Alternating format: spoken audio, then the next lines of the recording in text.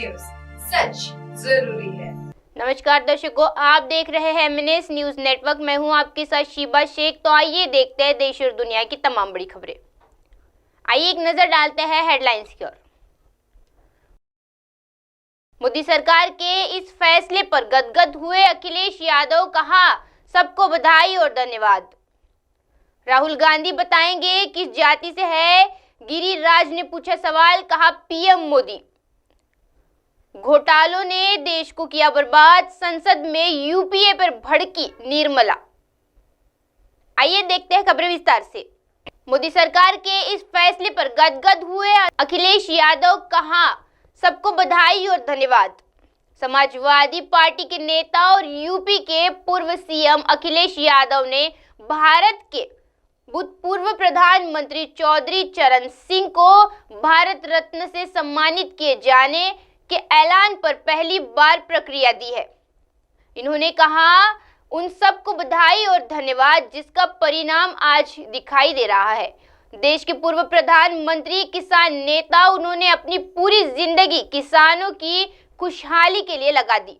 पूर्व प्रधानमंत्री चौधरी चरण सिंह को भारत रत्न देने की घोषणा पर सपा प्रमुख अखिलेश यादव ने कहा बहुत बधाई।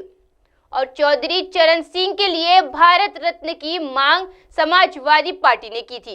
जितने भी लोगों को भारत रत्न मिला है, मैं उनको बहुत बधाई और शुभकामनाएं देता हूँ। आरएलडी प्रमुख जयंत चौधरी के बात होने के सवाल पर उन्होंने कहा इधर बात नहीं हुई है, जो बात होनी है वो सब अखबारों में छप रही है। दूसरी ओर चौधरी चरण सिंह को भारत रत्न दिए जाने पर पीएम नरेंद्र मोदी ने कहा देश के पूर्व प्रधानमंत्री चौधरी चरण सिंह जी को भारत रत्न से सम्मानित किया जा रहा है। ये सम्मान देश के लिए उनके अतुलनीय योगदान को समर्पित है। उन्होंने किसानों के अधिकार और उनके कल्याण के लिए अपना पूरा जीवन समर्पित कर दिया था। दूसरी ओर इस ऐलान के बाद चौधरी चरण सिंह के बेटे और आरएलडी प्रमुख जयंत चौधरी ने लिखा दिल जीत लिया। आइए बढ़ते अगली खबर की ओर। राहुल गांधी बताएंगे किस जाति से है, गिरिराज ने पूछा सवाल, कहा पीएम मोदी। लोकसभा चुनाव से पहले जाति की राजनीति एक बार फिर से तेज हो गई है। इस बार बड़े लोगों की जाति पूछी जा रही है। प्रधानमंत्री नरेंद्र मोदी की जाति पर राहुल गांधी की टिप्पणी को लेकर सियासी चरण पर है।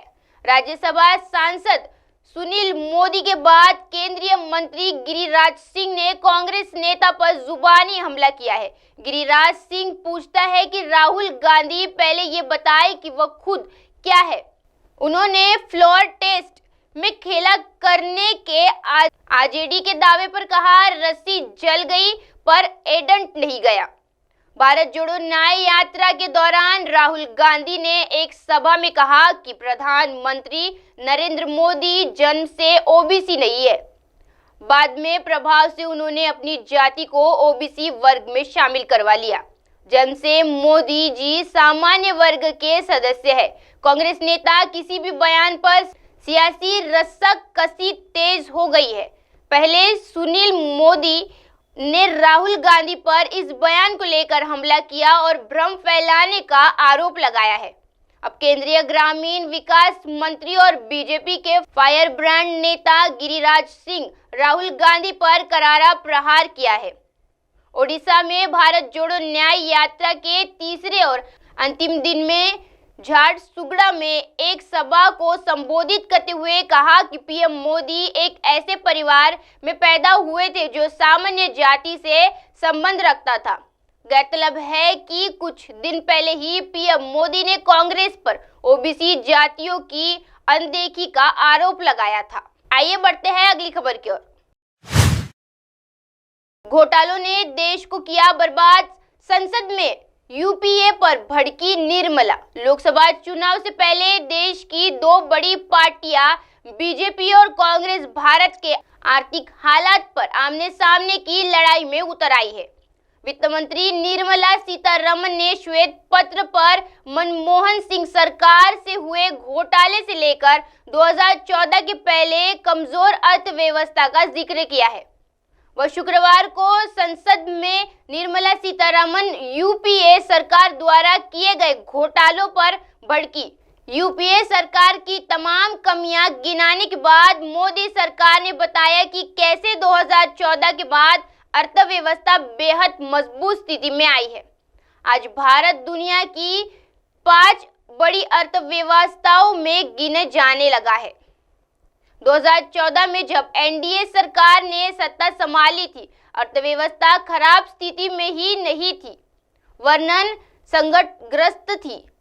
हमने दशक के लिए कुप्रबंधित अर्थव्यवस्था को कठिन करने और इसके मूल ढांचों को मजबूत स्थिति में बहाल करने की बहुत सी चुनौतियों का सामना किया है। तब हम कमजोर 5 अर्थव्यवस्थाओं में से थे। अब हम शीघ्र 5 अर्थव्यवस्थाओं में शामिल है, जो हर साल वैश्विक विकास की तीसरी सार्वजनिक योगदान देते हैं। अब आप हमारे चैनल को मोबाइल ऐप पर भी देख सकते हैं। मोबाइल ऐप पर देखने के लिए प्ले स्टोर से MNS news TV app download करें। आप इसे Insta, high, quick, Twitter, Facebook और कई सोशल मीडिया प्लेटफॉर्म पर हमारा चैनल उपलब्ध है। आप इसे यूट्यूब पर भी देख सकते हैं। आप इसे लाइव भी देख सकते हैं www.mnsnewstv.com पर। अब वक्त हो चला है दर्शकों ब्रेक का। ब्रेक से लौटने के बाद देखते रहिएगा देश और दुनिया की तमाम बड़ी खबरें। बने रहिए MNS न्यूज़ टीवी पर। नमस्कार।